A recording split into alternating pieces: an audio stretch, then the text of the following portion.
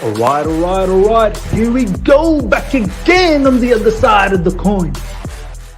All right, welcome back to the other side of the coin, ladies and gentlemen. Manchester City versus Chelsea preview is upon us.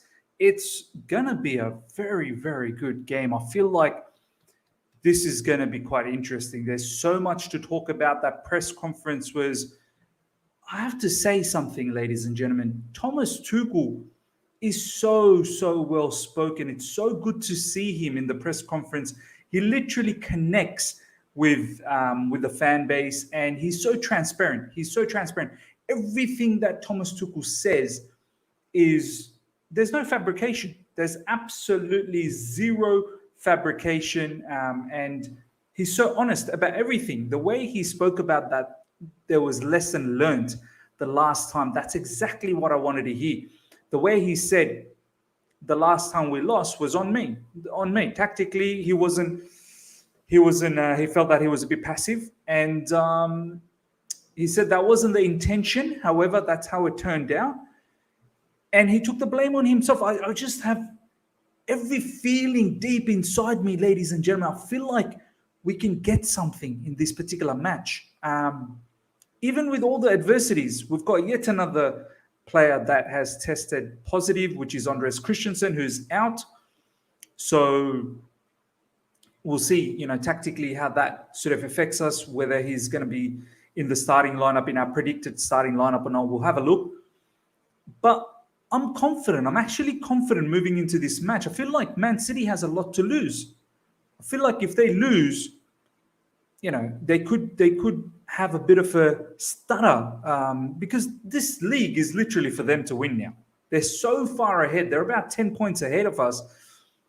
For us, we go out there, we try and perform at our best, and we secure, we'll see what we can do. But I'm confident, ladies and gentlemen. So many things. I've got so many things written down from the press conference that I want to go through. We've got Ishan coming very, very soon. He's just running a little bit late. He's got a work meeting at the moment, but quite a lot of people are on already. 40 of you guys are live. Today, what we're going to try and do, ladies and gentlemen, we're going to try and hit those likes. Let's get those likes up to 40 immediately. We're going to try and get to 100. Then if we can try and get to 200, we're going to have a lot of good conversation. I want to connect with each and every one of you guys. I want to talk about the press conference. I want to tactically talk about, I can see Sai Krishna talking about the 4-2-2-2. Honestly, I think I'm going to go with that 4-2-2-2 formation. I feel like we need to take the game to Man City. We have to take the game to Man City. I'm feeling confident deep inside. I really am. And tactically, we're going to have a lot of conversation. Obviously, we're going to do the predicted lineup. We're going to talk about Thomas Tuchel versus Pep Guardiola. We're going to talk about KENEDY. KENEDY seems like Thomas Tuchel. Is this a solution for the left wing back position, ladies and gentlemen? KENEDY.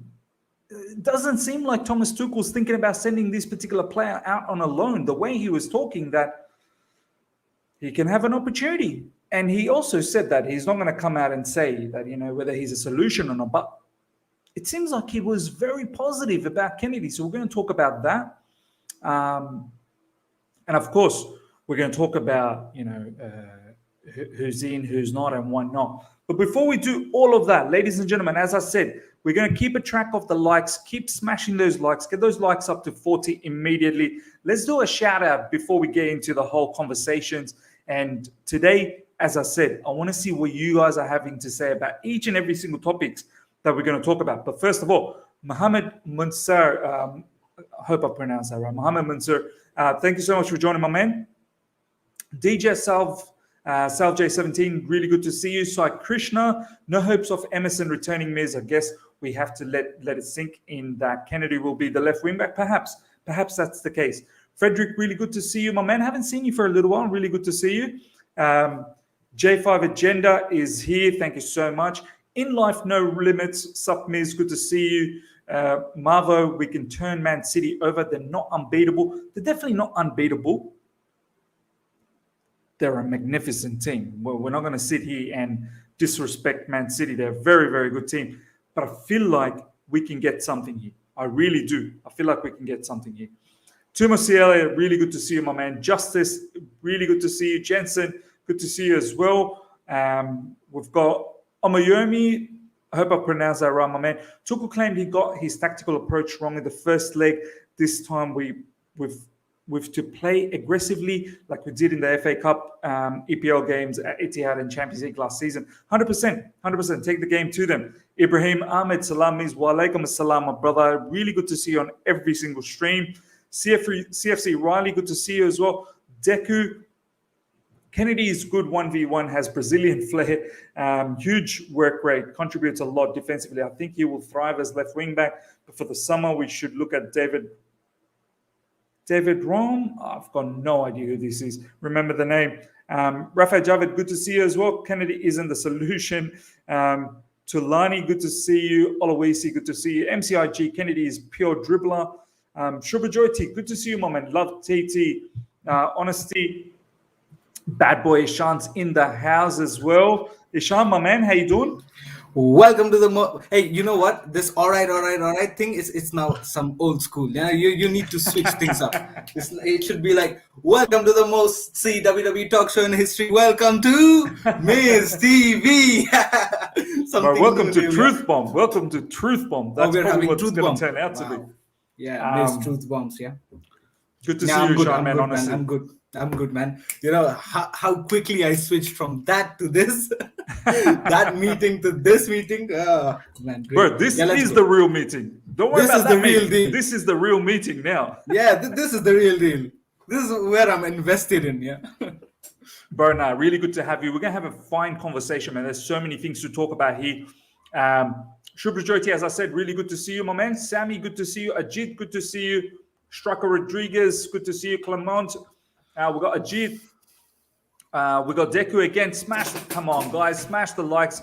Come on, support the content. 100%. Over 50 of you guys are live right now. I need those likes to go up to 50 immediately.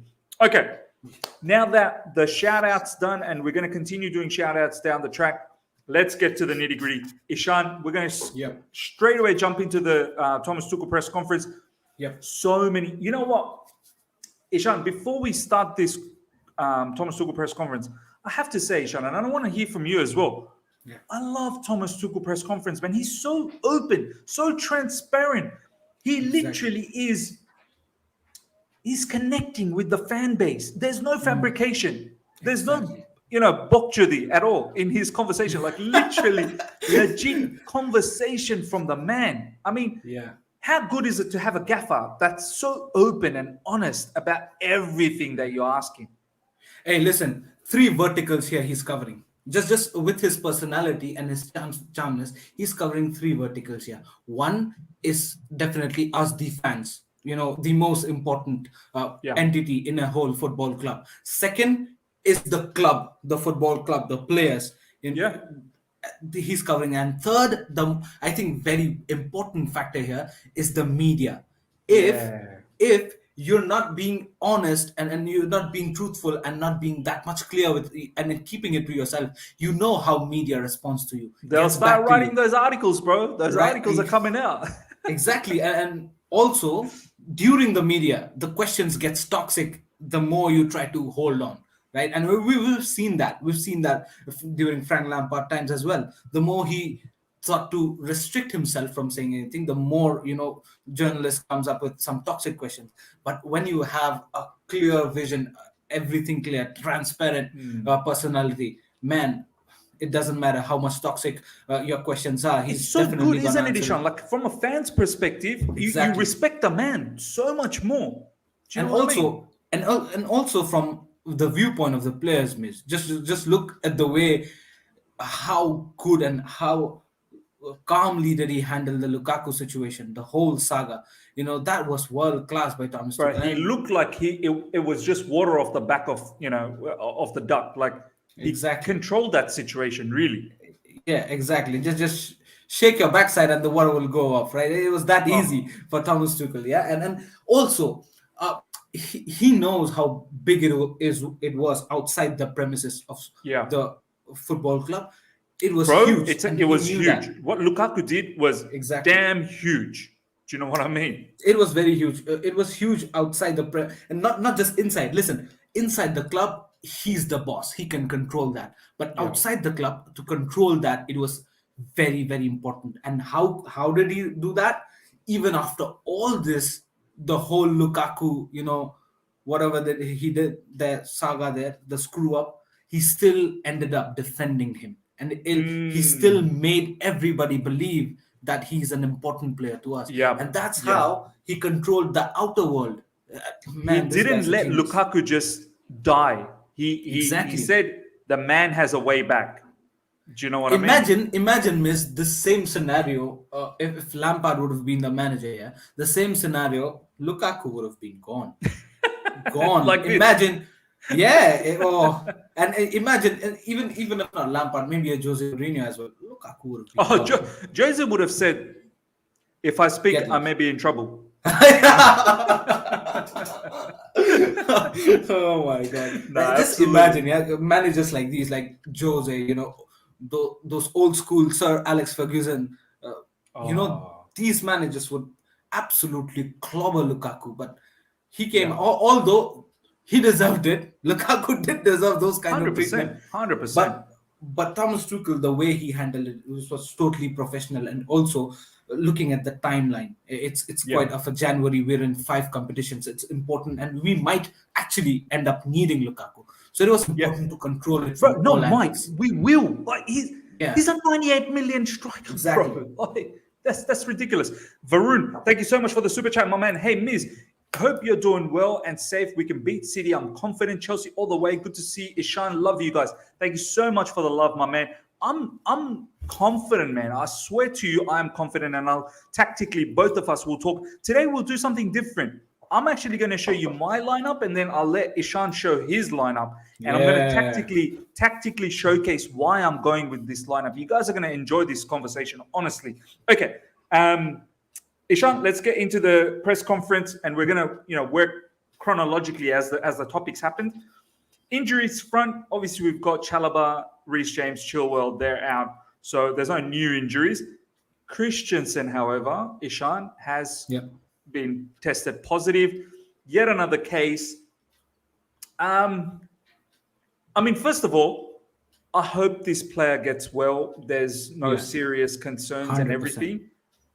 100%. But in regards to Christensen as a player at the moment, I'm losing a little bit of love for this guy, Sean, if I'm being honest. Like, there's a lot of talk about him possibly leaving. There's the Dortmund rumor, Barcelona rumor. Yesterday, we've got CFC News page, who goes by the name Nathan Giesing in Twitter, saying that Christensen's looking for a new challenge in his career. So he may not stick around. I'm at a point where, you know what, Christensen, it's okay.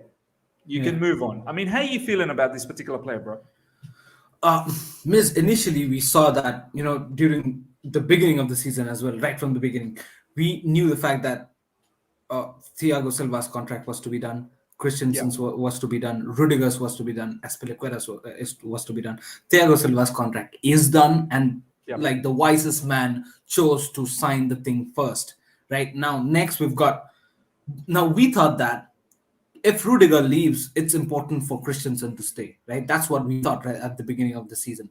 And again, I'm going to ask you one question, is that do you still think the fact that one of these two guys needs to stay for a longer term? And then I'm going to continue. As in, Rudiger? Out of Rudiger and Christensen, do you believe that one has to stay for a longer term? If one Rudiger leaves? has to. Rudiger has to. Exactly. Right now, so here's the scenario: if Chelsea is pushing for Rudiger, then get him signed, and maybe then it's not that crucial for Christensen to stay, knowing the fact that we're gonna have the likes of Koundé linked with us, and if Koundé ends up here, or maybe some other defender, we'll also have Levi Colwill coming back. That's also another prospect. So. There are options. Kimpembe's name is getting thrown around as well from PSG. Kimpembe as and well. He's worked under Thomas Tuchel. Exactly. So these options are also there. So if we get these options and actually get it happen in the summer, if Christensen does not stay, if leaves, and Rudiger is there, I'll be happy. The thing here is, Yeah. Ishan, I just want to quickly ask you. I feel like Thomas Tuchel, I don't know, like he's dropped him in recent times. He's publicly said, I dropped him because he was saying he wants to stay at Chelsea and this and that. He was doing a lot of big talks, but when the contract came, he never signed. He never showed the action.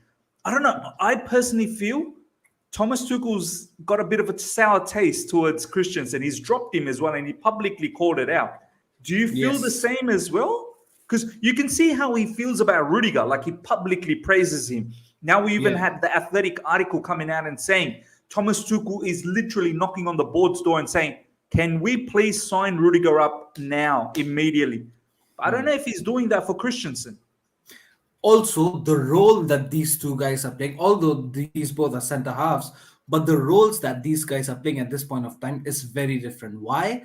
Rudiger is being played almost every single match, and that shows Yeah. his importance.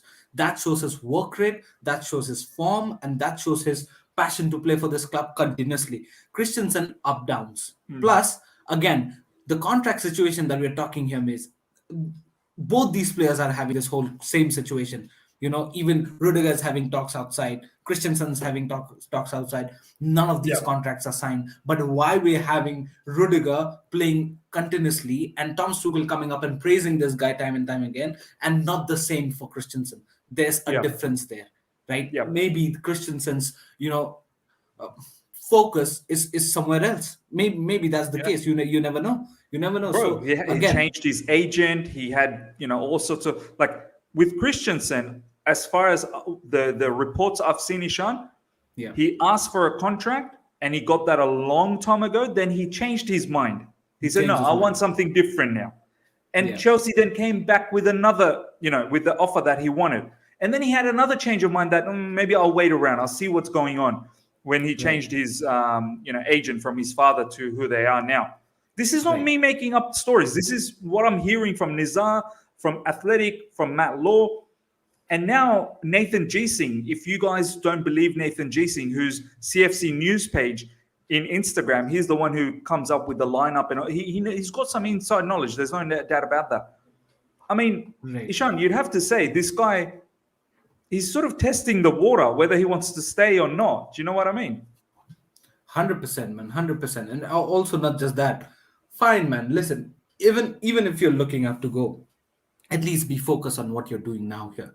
You're getting paid by this club. At least focus on the matches that you've got in hand. At least get the team out of the trouble whenever you're being needed by the team. So that should be the basic focus for Christensen. And then later on, you've got your agents, you've got your managers, personal managers, and all those stuffs. Let them handle the backside situation, the back end situation. Yeah. And why not you just focus? So yeah, all in all, the thing here is, I would definitely, if Rudiger ends up staying, definitely it won't be a problem if Christensen leaves, because we've got Chalobah also, who's now brilliantly adjust, and he's very much settled under the team. So Yeah. it And we got him also- on a long-term contract as well. He signed a new contract. So now we've tied him down. long-term contract.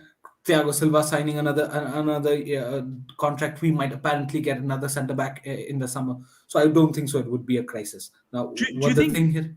Do you think, Ishan, Christensen is looking a little bit towards to Rudiger's situation? If Rudy gets the big offer, Yeah, he may say, "What about me? What about me? How come you're not valuing me?" exactly. And I think so. That's where the whole situation started, miss. Because you'd remember, right? Initially, it was like Christensen's contract is the more clearer, and it was more, into a solvable state where it was about to be signed. Many a times we heard that Christensen is about to sign. The talks Bro, are for the past 6 months. Past 6 Exactly. months. there are Do you know what I positive mean? talks. He's about to sign this and that, but it never happened. So did he actually change his mind when it comes Yeah. to the monetary purpose, and also the contract length? Did he actually Yeah. change the mind? That is kind of an interesting debate, but I think so, yes. Looking at Rudiger's situation, He's just got his eye there, isn't he? He's got his eye there, Look, 100%. it is what it is. Each to their own. I wish him luck. If he stays, fantastic. If he doesn't, I wish him luck. But I'm not going to sit here and cry about it. For me, Rudiger, ladies and gentlemen, I know, Frederick, you're very, very, you like Christensen a lot. I honestly don't have any affiliations with any player. I could care less. But at the same time, I love them. Yeah, sure. But I love the football club a lot more. And I feel right now Rudiger's importance for the football club in terms of being a leader, being one of the most important players in the team. I need Rudiger to make sure that he stays. And Christensen, we've got options. We've got Levi Colwell coming back, hopefully. We've got Kunde we're thinking about. Hopefully that's going to happen. And then we'll see. There's also talks about Kimpembe and whatnot. So that is that. But for this particular match, Christensen is out, ladies and gentlemen, with testing positive. We wish him well, that he recovers well. Ishan, the next big thing. Yeah. Bad boy Brazilian, KENEDY, back from Flamengo. Flamengo, back from the Brazilian Flamengo, with all the ladies out there. I don't know. I didn't know that he wasn't having a good loan, but I've got no idea about how his loan was in Flamengo. Some people are telling me that it wasn't, it hasn't been that great or whatnot. That's why he's coming back. And the whole talk was maybe he was going to leave again for another loan. But this press conference, Thomas Tuchel was very positive. I'm going to see if I can bring up the quotes, but it goes something like, let me see if I can bring up Nizar's quote. Give me 1 second, ladies and gentlemen. But he was being very, very positive about this whole situation. Give me 1 second while I bring this up, ladies and gentlemen, because I want to read out to you guys exactly the extracts that was said in this situation. Mr. Kenny, look at it. Mr. KENEDY.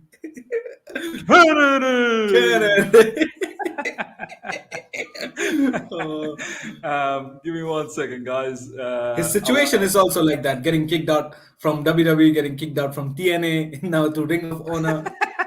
So true, so true. Tuchel is talking as if KENEDY will stay in Chelsea's first team. KENEDY is back, and I'm very happy about it.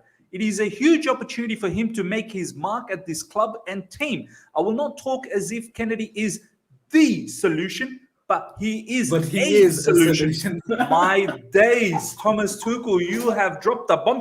If I'm the one who's dropping truth bombs, Thomas Tuchel is my partner in crime. He is dropping truth grenades and rocket launchers. Missiles, you know what I mean? Rocket launch, RPG. Yeah, truth RPGs. I mean, Ishan, first of all, how you feel about KENEDY? Brazilian bad boy KENEDY. I still remember when he first came into our club. I still remember that goal against Liverpool, man. That left foot snapshot outside of the box. He looked good as a youngster. I don't even know how old he is now. Let's have a look at KENEDY. KENEDY, must Chelsea, be 27 or 28 maybe. Age. How old is he? Wow, he's 25, bro, still. Oh, 25. Wow. Man, like he's probably just hitting peak. I mean, Ishan, I'll let you first let me know how you feel about this player. Hey, listen, a notification came to my phone, yeah, and it was like Chelsea found the solution for the wingback problem, and I thought it was actually, Emerson, or maybe some news from Digne or Dest or Tagliafico, something like that. I opened it and this guy was standing like that, Mr. KENEDY. I'm like, what is this? What is this? But listen, I really don't know if he is the solution, like Thomas Tuchel said, but I believe in Thomas Tuchel that he's definitely seen something in this guy. Something or some sources are saying he's the one who called for this player to come back. Yes, exactly. I don't know. I really don't know. Because a lot of people were saying that he wants Emerson, and now it seems like Emerson's in the mud. But is he playing wingback for us? Even if he does, but all I heard is, like you rightly said at the beginning, that he's been called out because his loan deal was not going very successful there. And he's apparently heading out to another loan. That's what I heard. Now, that's what I heard. According to this latest interview, press conference, seems like he's going to be one of the options, isn't it? But my question here is KENEDY, Mr. KENEDY, a wingback option, or he's an actual winger? Because as far as I remember, he's played in, in much more of an attacking midfield position, right? Or a Look, left see, wing see, see position, how transfer market, Ishan, that's pretty much what he can do. But see the right? big circle there in the middle, Yeah, which makes me think he can be a wing back, right, basically. Left right. midfield, main position. But anywhere in Left. that left side, I think he can play. Do you know what I mean? Yeah, it's more like adjusting Saul to play a left wing back position. It's more like making Kennedy play a left wing back position. But maybe he's having a better output there in a left wing back, I and think it may also suit him, bro, because left wing back generally will play around that region. yeah. Um, defensively, I feel like he could be a suspect. Let's have a look at his stats, bro. Yeah, let's have a look at his Flamengo stats. Let's see what he's been up to. 2021.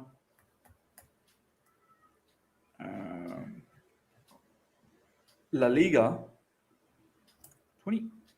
Sorry, 2021. Yeah, what La Liga? Was he in La Liga? I thought he was in Flamengo. No, this Copa is do just Brasil. yeah. That's Which just the one? list. I think so. He's played for a club in La Liga, right? That's why that name is there. No, but this is, I'm looking at 2021. Oh, maybe this is Brazilian La Liga. Am I right?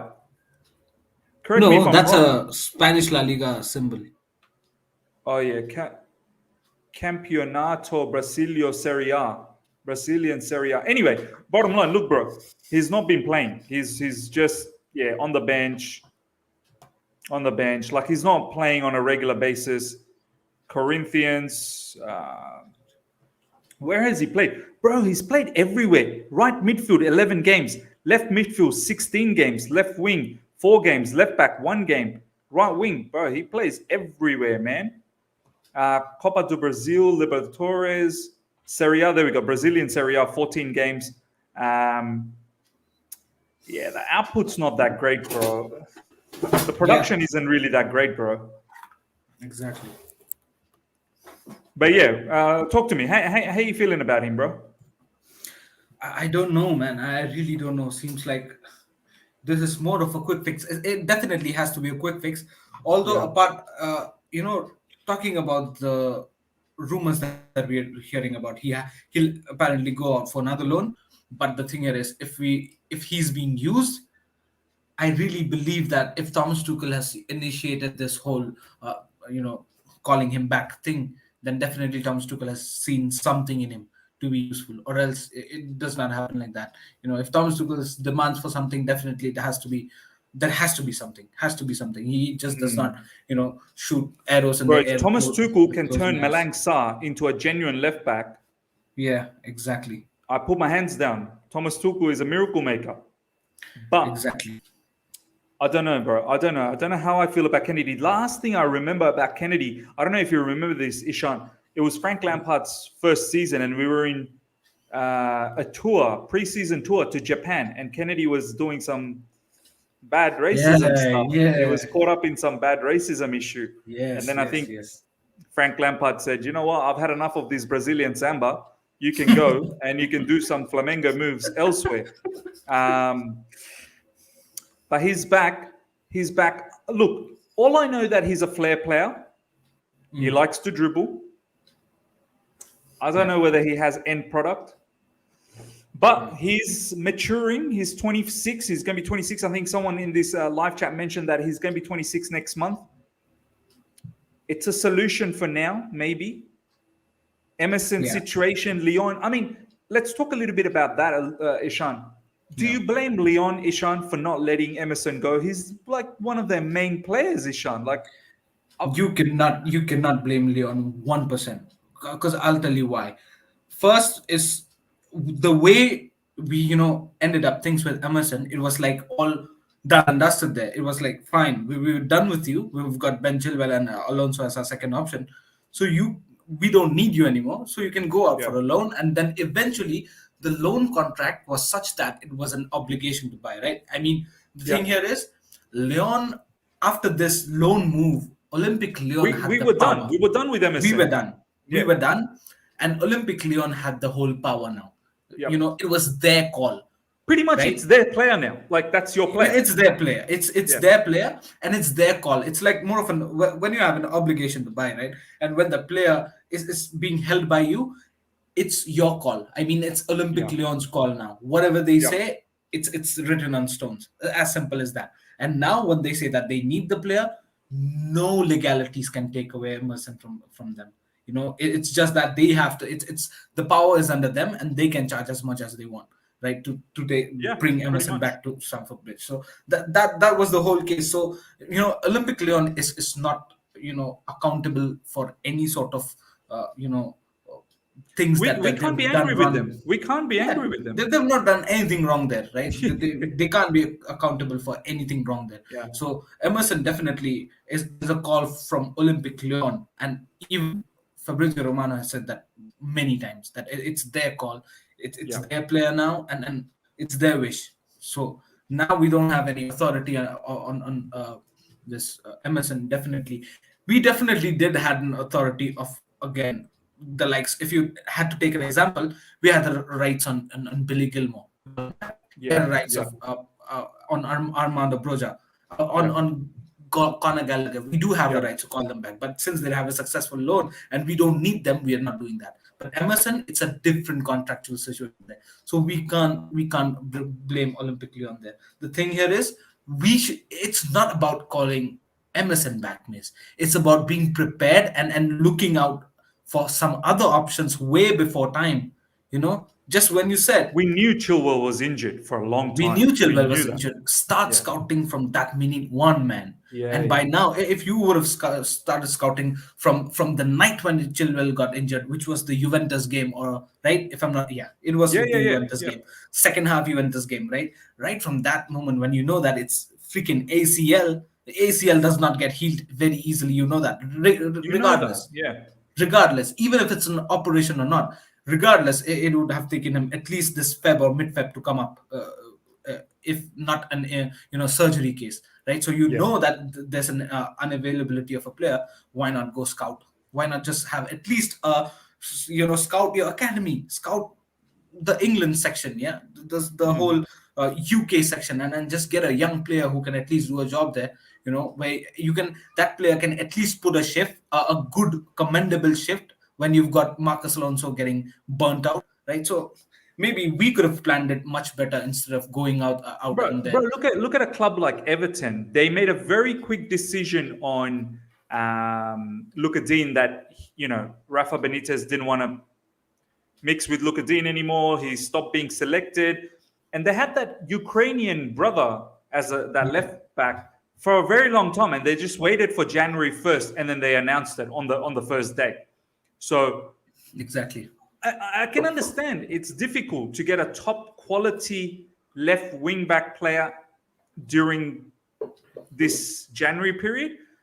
But if we had the conversation before, Yeah. maybe a blockbuster signing could be made. I don't know. I mean, Ishan, I know this could be a bit far fetched. A lot of the live chat and a lot of the Chelsea fans do like Theo Hernandez a lot.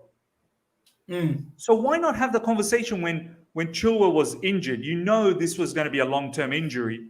Pick up the phone and start talking to AC Milan and just say, hey, we want this guy. We want the best of the best. We want Theo Hernandez at Chelsea Football Club. Exactly. But now Theo Hernandez is talking about a contract extension at AC Milan. So that's a different case. But I want But Chelsea to what do be you think, bold. Miz?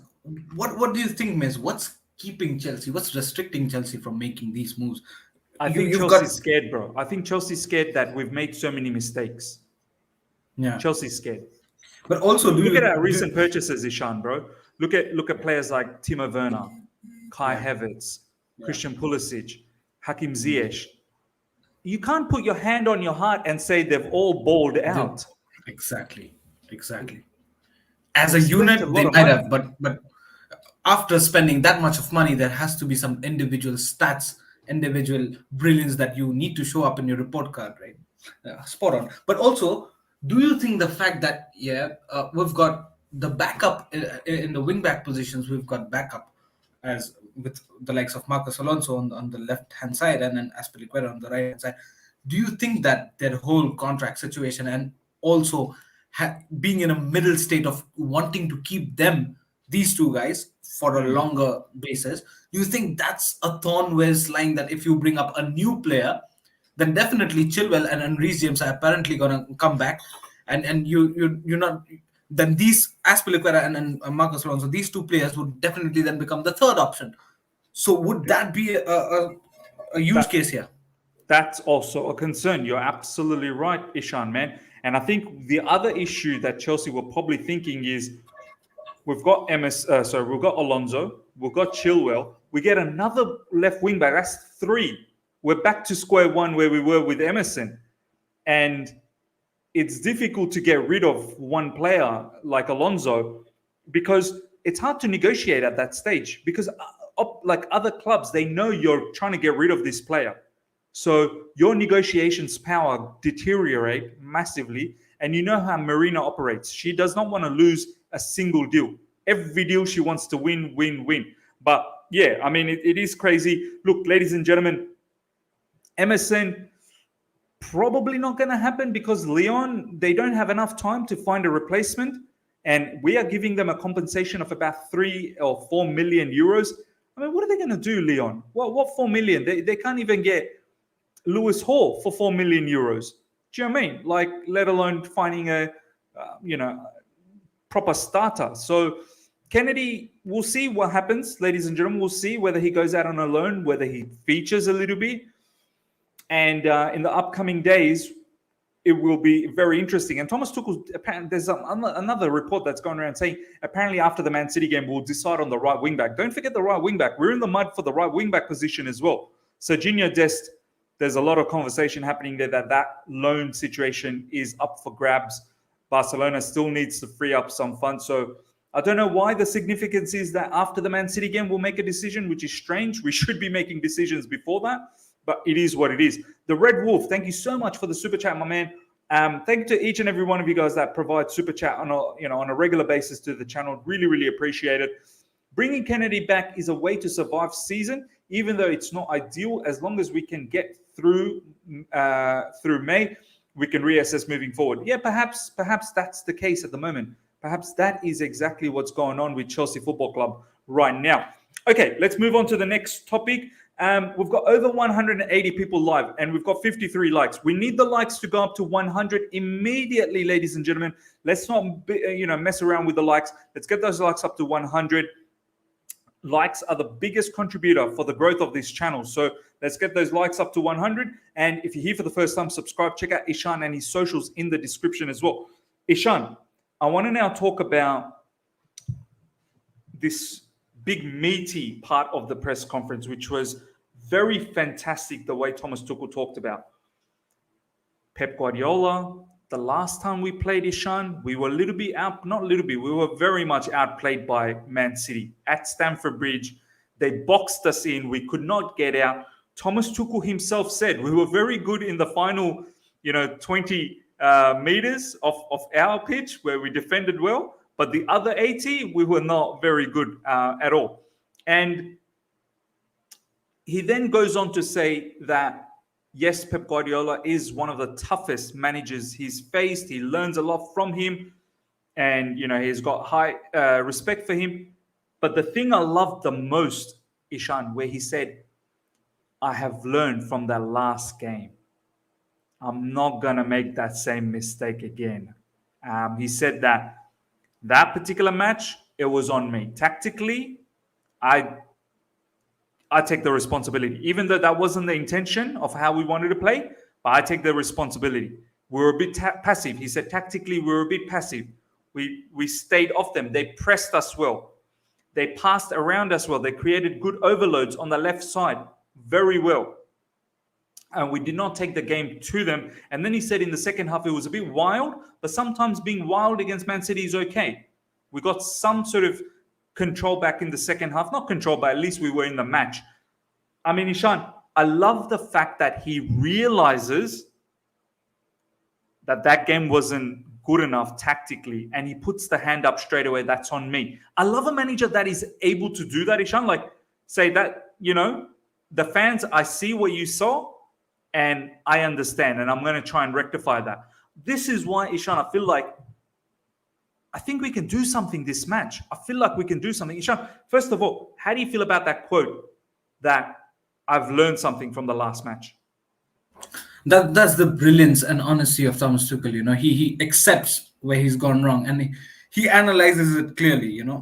Where things have gone wrong. Is it the individual mistakes? Is it the team's chemistry that is down, or is it his tactical mistake? He knows that clearly, and at the end of the day, he'll give you that answer. He'll definitely give you that answer, and not just that, but also you can see that he's improved and or made the team improve in the next subsequent game.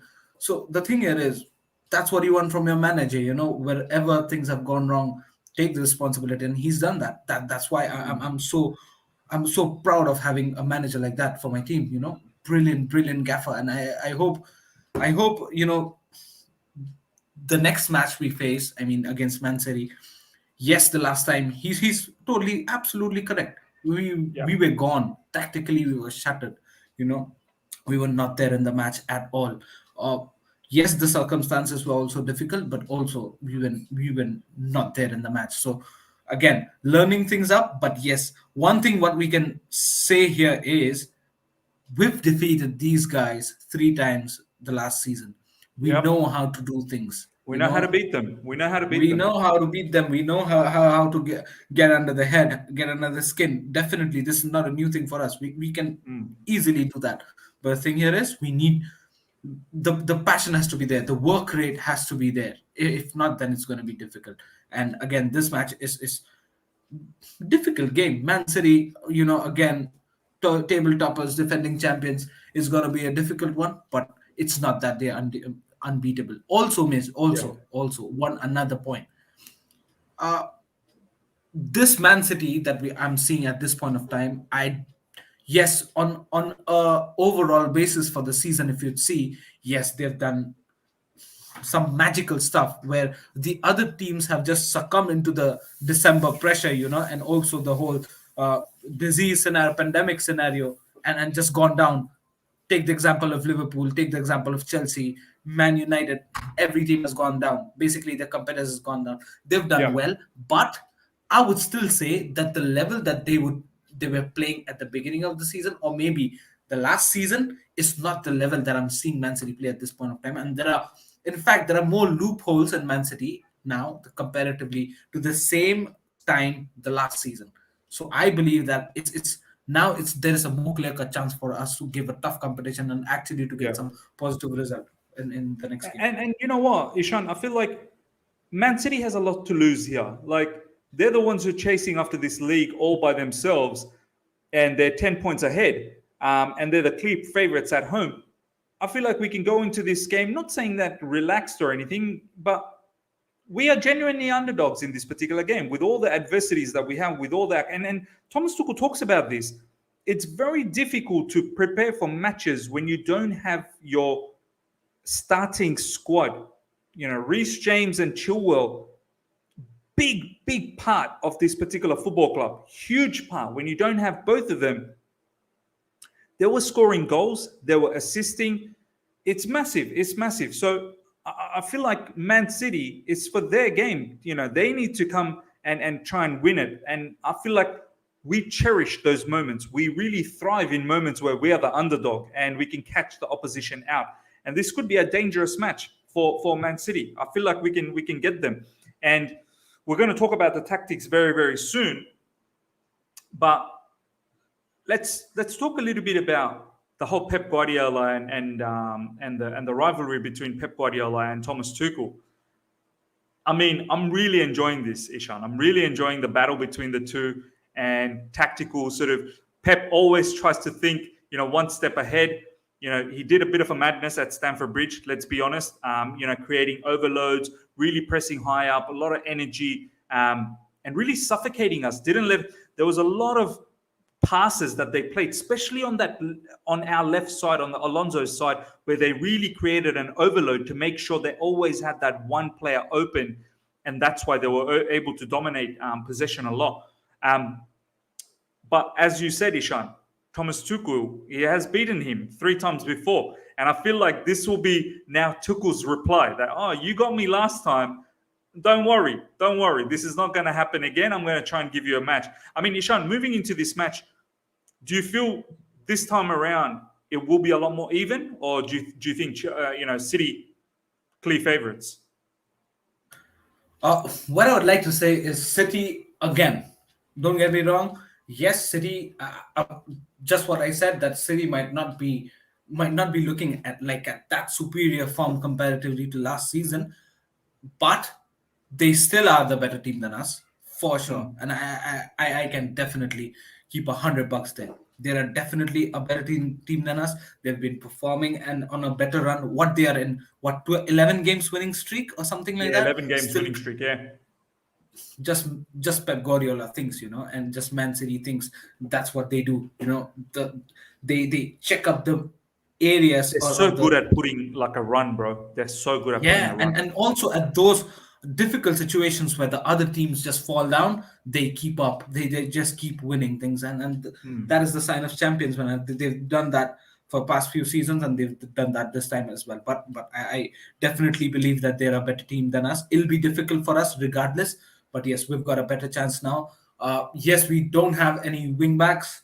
We might need to get some Red Bull, which might give us wings. But the thing here is, no, they are a better team than us. And one thing, like I said, means in the last watch along itself, it'll be very, very interesting for us to see what tactic do we play, what formation do we play. I've got something cooking, bro. I've got something cooking. No. I've got.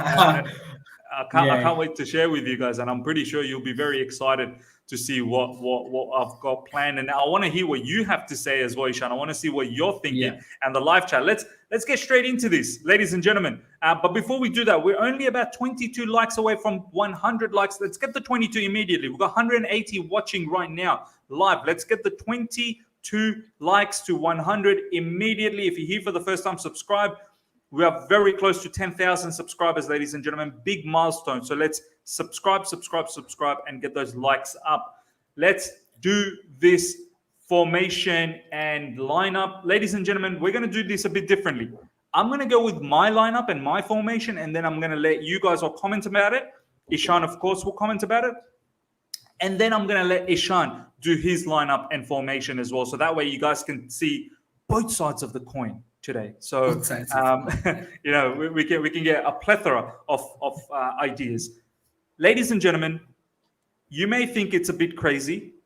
I'm going with the 4-2-2-2 because from what I've seen recently, I feel like our passing, we are able to beat press. And I know it was Spurs. I get that. I completely understand. It was a poor Spurs team. But I feel like our players, without genuine wing backs, let's be honest, we don't have wing backs anymore. Azpilicueta is not a wing back. Alonso is a wing back, but he's slow. It's just not fluid enough. It's not like Reece James and Chilwell. So with this 4-2-2, having that extra attacker that can act as an auxiliary wing back if need be off the ball, I feel like the entire team is a lot more comfortable in press with possession. They find and I see a lot of verticality in passing. I see a lot of passings more vertical, and they're finding good angles. So for me, I'm sticking with 4-2-2, and I'll also explain tactically what I'm thinking as well. But first, let's do the lineup, and there's some surprises here. Yeah. First of all, I'm going with Kepa. Kepa has been brilliant. Since Mendy's gone, he was magnificent over the 2 legs against Spurs. So I'm keeping Kepa. He's our number one keeper at the time being since Mendy is gone. 2 at the back, I need these 2 bad boys, absolute bad boys to rule in the back. Thiago Silva and Rudiger. They are going to be my 2 bad boys to make sure we cover. I know Rudiger could be a bit suspect, and it was shown against the Spurs game. But I'll tactically talk about how we can manage that very, very soon, as soon as I'm done with the lineup. Left back, you're going to be very surprised. I have to continue with Sarr. I'm sorry. I am going to have to continue with Sarr. Sarr deserves to keep playing. The attitude that he's showing in the last couple of games against Spurs especially, and the pace he's got that mentality. This guy is another Rudiger in the field. I need if I can have 11 Rudigers, I'll take it. I need many Rudigers. I need someone who's going to square up to opposition and rattle them. Sa is going to do that for me. And Sa defensively is looking good as well. So for me, I'm keeping Sa. In the right side, I am going with Aspie, but he's going to be more defensive. And I'll show you guys what I'm thinking tactically. But first, we'll do the lineup, as I said. In the middle, I'm going with a couple of ballers, cover, press resistant, good on the ball, break through the midfield with his drives, good passing ability. And for us, he's been a standout midfielder. I need Kante, who's ×2. He's 2 players. I need him. I need him to run around. I need players that are gonna run, and run. A lot of energy. Against City, we need to be out running them. That's how I'm thinking. Here's where it gets really interesting. I'm not going with Mason Mount. I feel like Mason Mount's form has been a bit off. He can come off the bench and he can provide something off the bench for the time being. I need Hakim Ziyech to play. Ziyech is the outlet. Ziyech is the one who's going to be looking for those passes when we break through here and we give the first ball to Ziyech, and then he can spray those passes to these 3 attackers. So for me, Ziyech. There's 2 choices. It's either Callum Hudson-Odoi or Christian Pulisic. Now, Callum played the last game against Spurs, so maybe he could be rested here. Pulisic, basically what I'm trying to say is that I need pace, I need directness. Callum's more of a creator. Pulisic is more, I guess, direct. Look, I'm very caught. I'm very caught here. My preference might be Cho, but look, I don't care. It could be Pulisic as well. So I'm happy to put both of them down. It could be either or. It doesn't really matter. I just need pace. I need more directness. So for me, either or. Cho is more of a creator, but up against City, I'm not really sure. Pulisic probably has that experience against City previously. So you know what? I've just talked myself out of it. I'm going to have Cho as someone in the background, but Pulisic to start.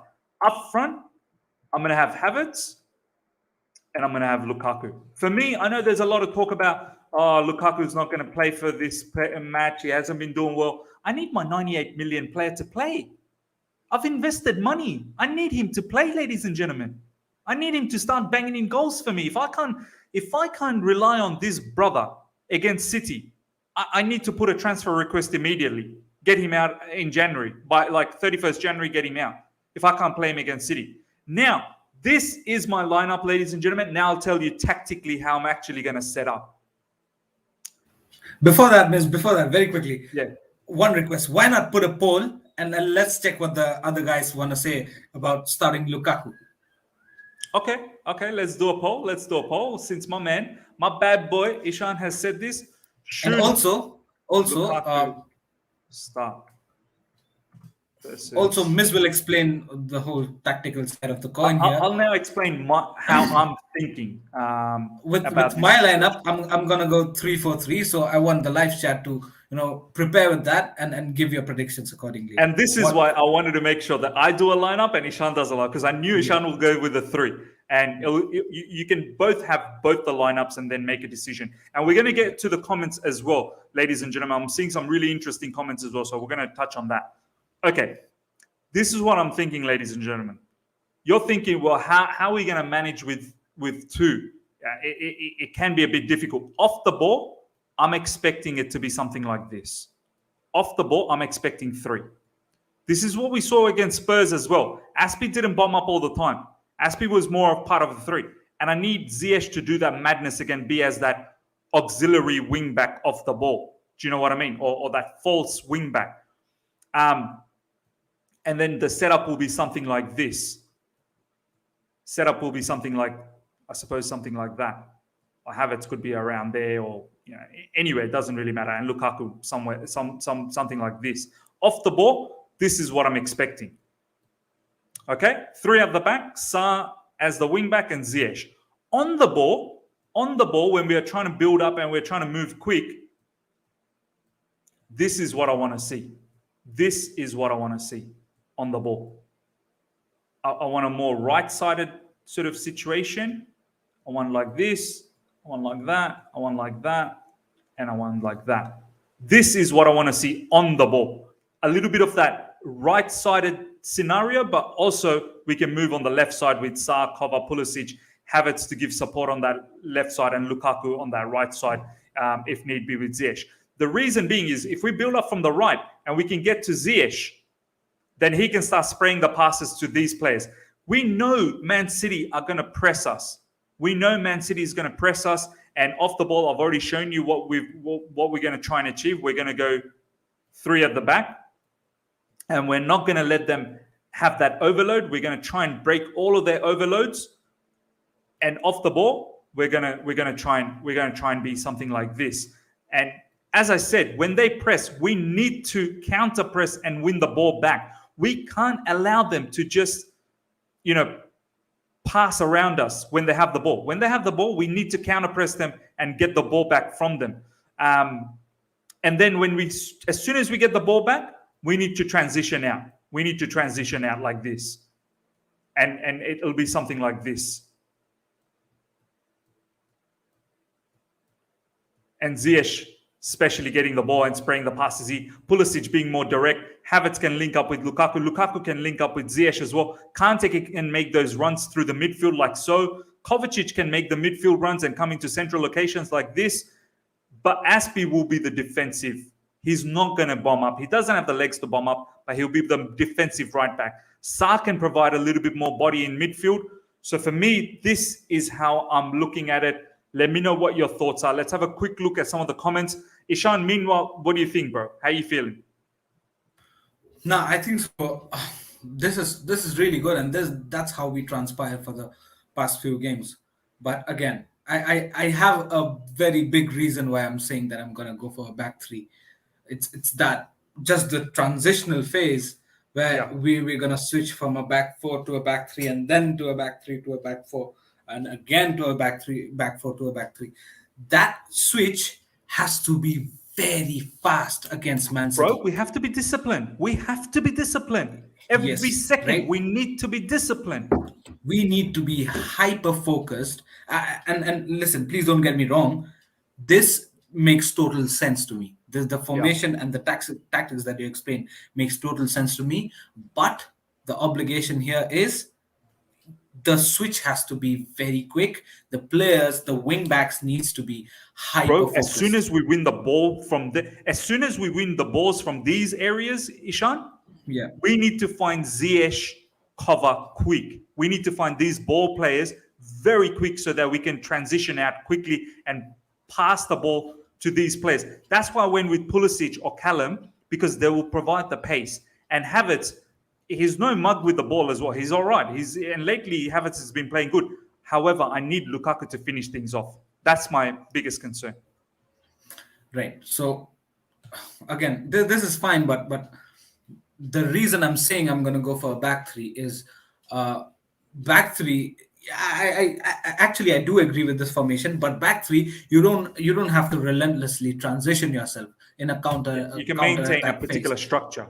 Yeah, you can have that constant structure, and actually the back three can focus on what they're doing instead of having. We are less one attacker, Ishan. We're less one attacker. Yeah, we are, and that's why I said I do agree on this. But just because we're facing Man City here, and if it faced, like, say, maybe a Brighton for the next game after Man City, I would have definitely agreed with you. But what I believe here is for the sake of stability, because it's Man City and we're going to get relentlessly pressed and attacked.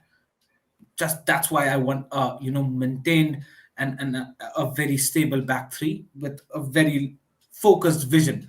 Not much transitions there. I know. Listen, this plan works good and might work as well, but maybe this is not the time to experiment that against Man City. Or even if you do, fine. But you'll have to. Are we really experimenting, Ishan? Are we really experimenting? I feel like we've now played this. Against Spurs, we've played this against Chesterfield. I know these are not the greatest caliber of oppositions, but I feel like our players seem very comfortable with this situation. The reason I'm saying this is our wing-back play is compromised, Ishan. A lot of people are talking about Alonso. I just saw someone here say, Najib saying you need a left-footed at the left back. You need Alonso passes for Kai with runs in behind. I mean, have people forgotten what City did with Alonso last time we played? Do you remember? Like, City's gonna eat us up, man. They will literally eat us up. We need pace. We need players that are gonna think quick. But look, we're gonna come back to this. Ishan, do you want to do your formation and lineup and your tactical sort of thought process? Oh yeah. Oh, so you've got all of the tab open. Wow. I've got the tab. Right. I've got it ready for you, bro. Wow. Let's do it. Yeah. So keeper, we've got it. Kepa. Yep. Yeah, so that was easy. In left center back position, we got left center back position we got Rudy, and in the middle definitely Thiago Silva. Yeah. And in the right side, Chalobah's available, right? Nah, he's still injured. Is he still injured? He's still injured. Yeah. So you would, if not Chalobah, then you gotta play Sarr because you don't have any options, right? Or this is why I went with 4-2-2. Yeah. No, but fine. Listen, again, you can either have a Sarr there or you can stick Aspi there. You have to stick Aspi there, bro. You can't have Sarr on the right side when he's a left-footed. Right. You know what I mean? Now here the concentration comes on to the right wing back because we don't have much options there. Now, Ma was saying Cho. I would go Cho as well because if not Cho, then Pulisic. It has to be Pulisic, right? Because I don't see. I think Cho is a little bit more accustomed to the right wing back position. I don't know if Pulisic is always a great option for right wing back. I think Cho probably understands the defensive side, not completely, but still. But the thing here is, if you want the best at the right wing back position, why not play Aspi there? And at least we could try out with Sarr on the right center back position. That also could be an option. Because definitely there's sacrifice happening at one position at least. But you talked about let's not experiment. That's experimenting. Sarr on the right CV. You got me there. Fine. Let's move on and have Marcus Alonso at the left wing back position. Because if no way we're gonna play Sarr, then we're not playing Sarr, right? And the double pivot, I think so. It has to be Jorginho and Conte. Yeah. You're not going with cover. No, I'm not. I'm going with the Jorginho Conte, both the same pair who started in the Champions League finals. Champions League. You're going with the Champions League, yeah. Yeah, I'm sticking to that, and I think so. It brings the role of Conte is very, very important here, and also Jorginho as well. So yeah, I think so. I'll have to go with this. But yeah, coming to the front three, can you check now? Up for the up top, that's where the poll comes in. Can you check in the poll and see what Let's check what's going on. Let's check what's going on. I'm just getting updated because the polls are literally just increasing. Ladies and gentlemen, keep hitting. If you're here right now, participate on the poll. Should Lukaku start versus Man City? I want to see as many votes as possible. We've got nearly 200 people live right now. One like away from 100 likes. Let's get the likes up to 100 immediately. It's very simple. One more like, we get to 100, and then we push for 200 likes. So let's keep hitting those likes. All right. So okay, Ishan, we'll end the poll. I think we've got 100 votes. It's a staggering 61% saying let's start Lukaku. Wow. So yeah, I think so. I'll go with our live chat, whatever they say, it's fine. But to be very honest, I didn't want him to start. Wow, you didn't want the 98 million player to start. Listen, again, miss, let me give you a brief explanation there. I don't see a 98 million there. I don't see him even, doing you see things. You see 98 rupees. Now I see 98 rupees probably, because the things that he's done and also his current form does not explain and does not justify his 98 million plus the big thing. Just open the stat books and check Lukaku's stats against the big teams. That does not show. That just puts a question mark on Lukaku. I mean, how's Roman meant to feel spending so much money? Like, Ishan, this is a serious conversation. Live chat, I really want to hear from you guys. Ishan is not willing to start Lukaku in a blockbuster match against Man City, a player that we were dying to not him particularly, but a striker we were dying to sign, whether it was him or Haaland. Live chat as well. I'm seeing a lot of people saying they don't want Lukaku. Where are we with this player? This is a serious conversation. Where are we with this player? Roman's going to be very unhappy. Yeah, I mean, there's no options, miss. Come on. I mean, listen, already you open the stat books and you'll see that his record not pretty much good with the big teams. Fine.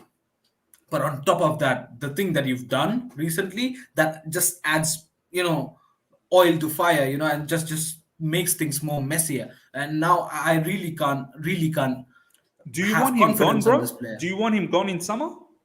It's not that I would say I would want him gone, although I would like to see how the rest of the season, how does he do? Because if again, according to the current performances, the way he's been fluking chances and not looked very much confident, if this is Yeah. how he does for the rest of the season, I really don't know how. I really would want Armando Broja to come back and just take over. That's what I Bro, want. he needs to come back anyway, but Yeah. couldn't he possibly play with Lukaku? He could definitely, but the thing here is Lukaku bringing out the best in him, even after all that, even after everything that you've done, and even after apologizing and also scoring a couple of goals against Aston Villa and what who was it, Brentford, and then Hmm. ended up again just fluking chances. So the thing here is, are you in the correct mindset, or is your mind and heart still back there in Milan? That's the question here, and that's a serious question. I really don't know Wow, how we're much. in the mess, bro. We're in the Yeah, mess. The live chat agrees with you as well, Ishan. exactly. And listen, I really don't know how people are thinking at this point of time, but I'm really thinking this very seriously, and I really have that on my mind. That is this player actually invested after all of this? After all of this, is this player actually invested and focused to play for us, or it's just a job that he's doing? Is it just that? So that's a big question mark. And again, I'll go Ishan, with the poll. I want to ask Yeah. you a serious question now. Imagine you were Roman and you just invested your money, your hard-earned money, 98 million pounds. Yeah. How are you feeling knowing it hasn't even been one season yet, and this guy is out of favor with the fans? We're having doubts whether he can play football against top six teams or big teams. We're not happy with his form. We're not happy with his interviews. Yeah. Ishan, what are you gonna do? You just spent 98 million. Like, you're not gonna be able to sell this player for 98. Like, you're gonna make a huge loss. You're about to make a big loss. And the only person who's accountable for this whole scenario is Lukaku and nobody else in this whole world. It's just Lukaku and the things that he's done. As simple as that. The situation, listen, miss, we could have been okay with him not performing this season, right? But also adding on the things that he's done, it's just now looking like, are you actually invested in this, or it's what are you doing here? Where is the passion, basically? So as far as Roman is concerned, I don't even know who would he take accountable for this whole situation, because nobody knew about what was he going to do regarding that interview. Nobody knew that. Not even his friends knew it, not even his Yeah, family members, yeah. not even his freaking agents knew that he was going to set up his own interview and speak shit like that. So who's accountable for this whole scenario? And plus his performances are fine, but what have you actually created? Only Lukaku is accountable for that and nobody else. Hmm. So I really don't know if tomorrow or in the summer, maybe a club like PSG or let's say a Juventus comes up with some good money, let's say Bro, 70, no 80 one's coming millions. with good money, bro. No one will come with good money. That's They again they another know they problem. know they can get this particular player now for a discount. Miss, it's a simple concept. If a player does not want to play for you, or maybe it's thinking about playing for someone else back again, he's not in the right place of mind to play for your club, and 100% put a focus on performing in your club, then what's the point for him to stay? That's the simplest question I want to ask. Man, no, no, it's a good question, bro. It is a good question when it just feels like you're just moving with the flow and you're not really concentrating. then what's the Yeah. point? But it's going to be so difficult to move a player like Lukaku, like a moving on, because no one's going to give us 98 million for him. They really won't, Exactly. because they know the situation. They'll be asking for a discount, Yeah. This and we're going player. to have to take a loss here, which is sad. Ites, thank you so much for the super chat. Lukaku got bullied by Sanchez and lost many balls. Yeah, look, I wasn't impressed by him. I've got to be honest. A lot of people were. I don't know why, but I wasn't entirely impressed. He's been missing chances. Ishan and I, we've been doing live watch-alongs. He's been missing chances where he should be putting it away. So look, Ishan, I know the live chat has gone with Lukaku. I went with Lukaku, so let's be at Yeah. that. But I want you to Yeah. choose who you want. Who would you No, go no. with? Listen, the live chat has selected Lukaku, so But that can be I'll my go. selection because I win with Lukaku. I want you to go with who you would want, because I think the live chat is agreeing with you, bro. Really? Do you actually want to know who I want to start my front Who three? would you want? Yeah. Who would you want? All right. Listen, if I've got no problems if Lukaku starts, because the majority says live chat says, but I was thinking Havertz up top. You give me a Ziyech on the right hand side and one on the left hand side. Yeah, you're One going, a slash. you're going with last season's front three against Man City. The damage Yeah, that was done. I think. exactly. And if you'd want, add and substitute to Warner with Pulisic. So any either of Pulisic of Warner or Warner can start. I'm selecting Warner just because he's shown good signs in the first half, in the last game. So just because of that, or else it would have been Pulisic. So yeah, this is my lineup. Last game, Ishan, we obviously played with the three at the back and the wing backs. One of the questions that I have for you in this particular setup against City is they created a lot of the overloads on this left side. Yeah. They made sure that they outnumbered us here, and they always had an open person, and that's why they were able to control possession. Yeah. How do you feel? And you know how Man City they build up. They build up with their fullbacks coming into midfield, so they then outnumber us in midfield as well.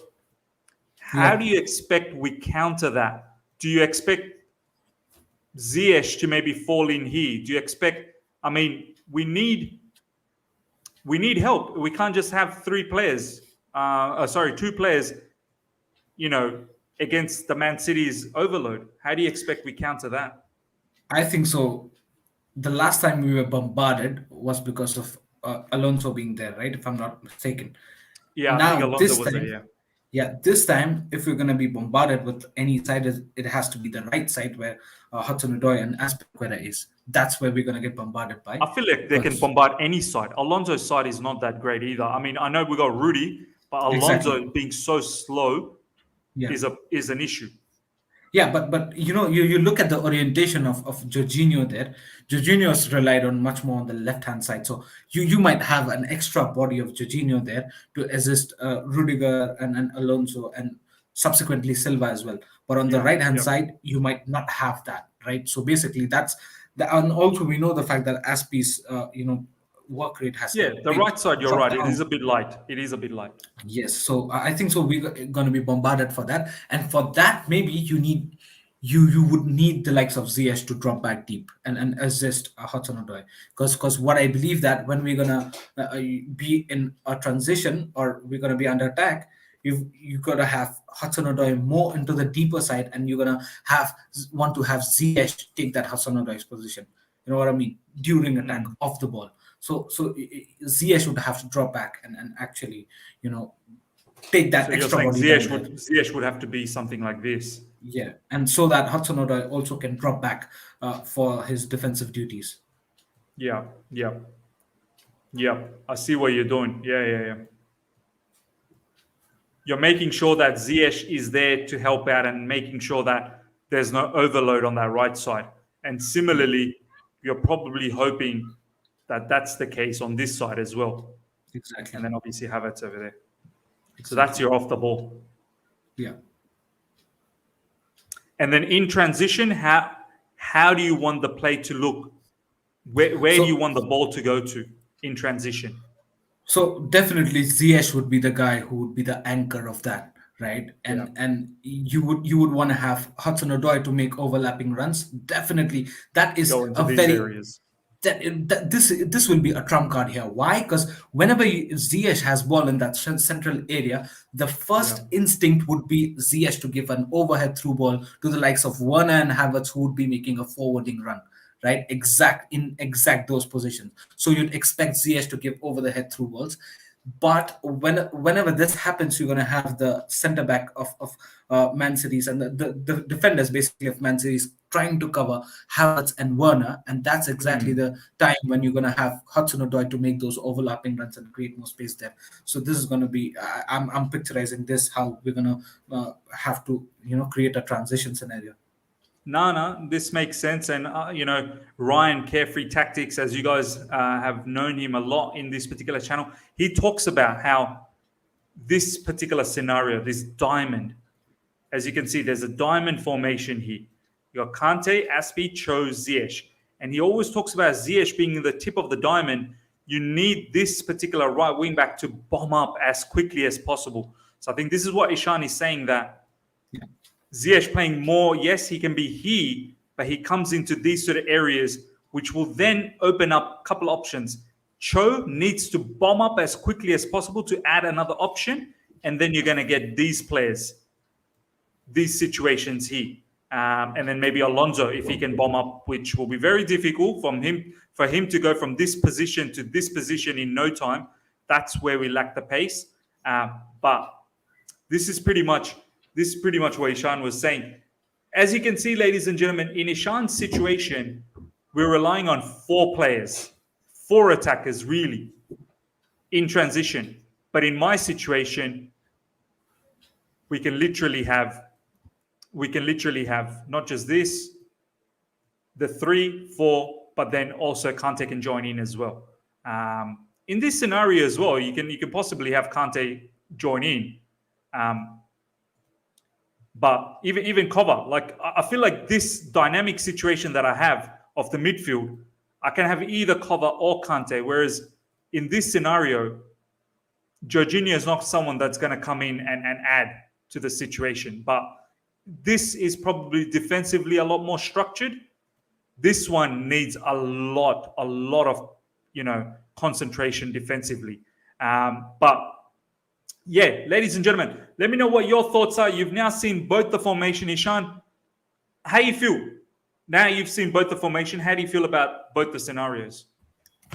I think so. I agree with your formation. If we would have played, not a weaker team, probably not Man City, a team that would maybe park the bus or at least not press the living daylights out of us. But Man City is going to press the living daylight out of us.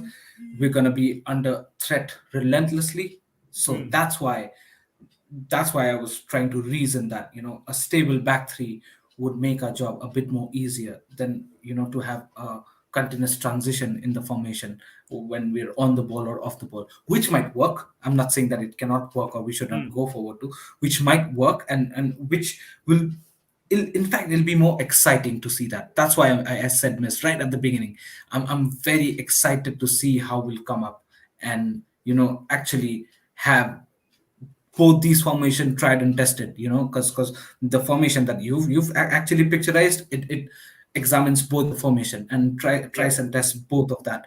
So the question mark only there happens when can we do that when we face the champions like Man City. In Can real we life, actually do that? in real match we, time, we yeah. definitely can do that against Spurs and Chesterfield and all those stuffs. But when it comes to Man City, can we actually survive Man City's attacks and the transition we're making? Can we be hyper focused on that? So that's the only question here. And just for that sake, I wanted a stable back three, or else I think so. I'm pretty much okay with your selection as well.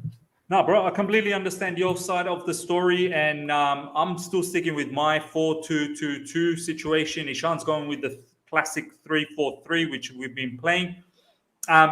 Live chat, let us know your score prediction now. I'll go with mine. I'm feeling confident. I feel like we can get a victory here. It's gonna kickstart the second half of this particular season. It doesn't mean we are in the title race. By no means. We are like 10 points behind Man City. So we would need City to lose many games, and we have to keep winning every game. But I feel like this particular game, we can possibly get a win here. I'm going with a narrow either 2-1 or a 1-0. I feel like we can keep them shut. Maybe we can even get a clean sheet here. I feel like we could possibly get a clean sheet. Maybe a 1-0 victory coming up for us. I'll stick with a 1-0. I'll stick with a 1-0. Ishan, what's your score prediction? I think so. Another point which is very important, I forgot to mention. Let's just accept the fact that we're out of title race, right? And it won't be so far behind. We are so far behind. Yeah. You know what I mean? So since we're out of title race, why not actually go out there and play the hybrid formation?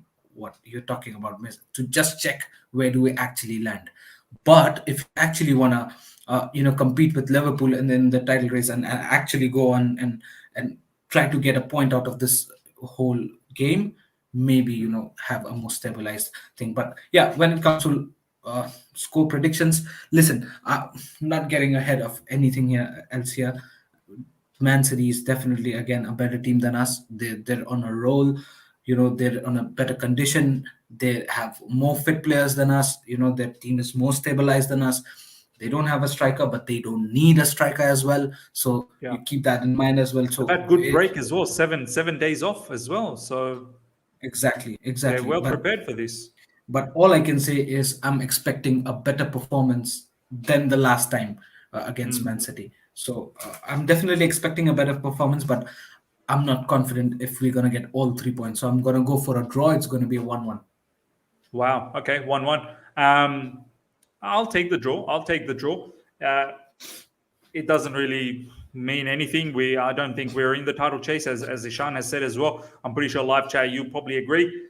But I just don't want teams like Arsenal and all of those, catching up on us. If we keep getting these draws, we're getting quite a lot of draws. And I know it's City, maybe a draw's okay, but after this, we need to start winning. We got Brighton after this. We have to start winning all those matches. Arsenal have got Spurs, so we'll see what happens there in the North London derby. This weekend is quite lit, to be honest. So maybe Arsenal could lose that. But looking at how Spurs played, maybe Spurs could lose that. But we'll see what happens. Ladies and gentlemen, I hope you guys have enjoyed this particular preview. We've gone through everything possible for this particular match. Please smash the like button before you go. Still over 190 of you guys are live. Let's get the likes up to 190 immediately. Keep smashing those likes. If you're here for the first time, subscribe, hit the bell notification to stay in touch with all my content. Check out Ishan and his socials in the description. Follow him on Instagram, please. And we will be back for the watch along. Ishan and I will be back tomorrow. It's the early kickoff. So you shall see us. Thank you so much, Marvo. Brilliant content. And until next time, everyone. Hope you guys have enjoyed this. See ya.